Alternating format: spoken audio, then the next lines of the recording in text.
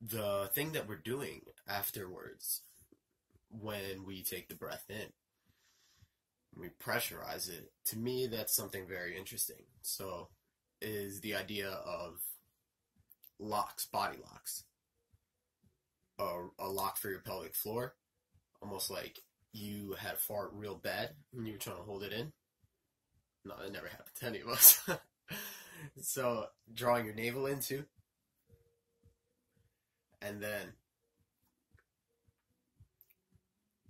pushing your chest forward, pulling your shoulders back is potentiation for your lats. So if you feel your lats contract like that, you're gonna make a nice pressure, and that goes together with the with the root lock. Then there's the throat lock. We put our tongue up onto the very roof of our mouth. I like to put it on the soft palate. Just behind the top teeth on the hard palate is okay too.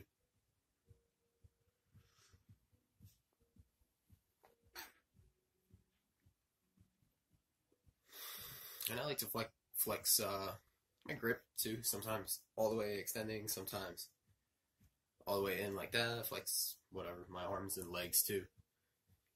Learning to build pressure with your breath is going to make us a lot more powerful. We learn to pressurize our breath, create pressure inside of our cavity. All of a sudden, we're going to be a lot more stable for our movements. We're able to generate more power. We feel more in control. So, pressurizing your body, body locks. It's interesting, they caution against like hyperflacidity in some of the Tai Chi things. And hyperflacidity cautioned against a lot by functional patterns. Love those guys. And in the Tai Chi literature, there's an idea that your chi can actually leak out from your root. So out of the bottom of your pelvis, if you don't use those locks properly, if you're hyperflaccid, you will leak out your chi. It's an interesting idea. The breathing in Tai Chi, you perform the root lock, and as we do this, is going to come up our spine to the top of our head, down as we exhale. This is called microcosmic orbit. And all of this stuff these are things that are happening within our body, right? Perhaps inside or outside of our awareness, depending on our training.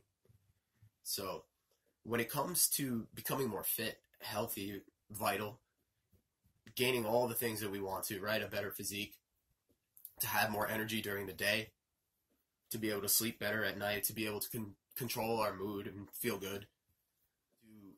We cannot solve a problem with the same level of awareness that created the problem. So whatever situation we're in with regards to our health, if we find that maybe we're not the way that we'd like to be in relationships with other people, with our own mood, then we know that we cannot solve that problem with the same awareness that created it.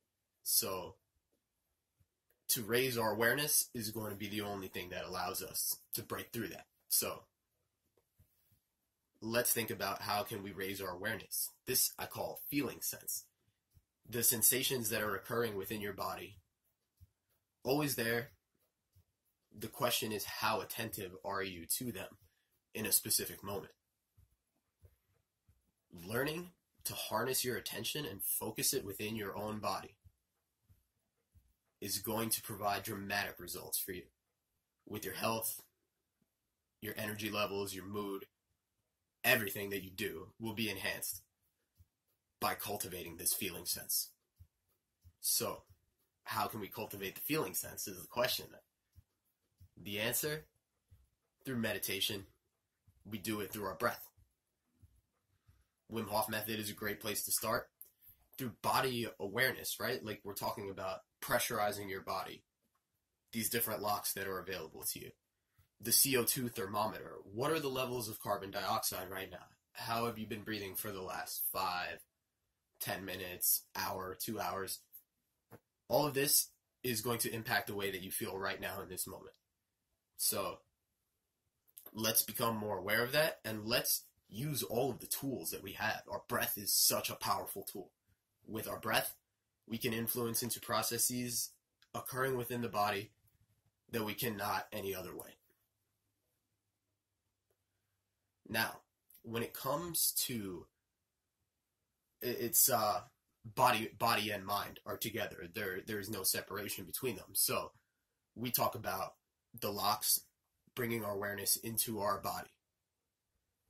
We talk about making pressure, tensing muscles and releasing the tension, as in pandiculation. I would like to draw your attention now to the mind and the idea that we can take our awareness and move it into different places in the mind. The great TED Talk from, I'll put it down there, I forget the guy's name. He's all beat it up though, he's got like stripes on his forehead, so you know he's legit. Awareness is a ball of light. The mind is a mansion. We can take our awareness into any room in the mansion that we so choose, and through focus we can hold it there. If our focus is weak, our awareness is pulled and taken, blown with the wind to go into the culture. It will just be dragged along for whatever's around you is what you're going to be. But we have the power to overcome that through focus. So gratitude is a way that we can tune into the correct frequency. We can tune into a frequency of health and vitality through expressing gratitude. Let's do it on a daily basis. Let's wake up. Let's write it in a journal. What am I grateful for? Let's express it. If it doesn't feel natural at first, just know that it will later. There was a time when you could not tie your shoes. Let's use gratitude, the power of awareness and focus, so that way, now, we can take control of our mind and we can move it in a direction of health and vitality. I love you all.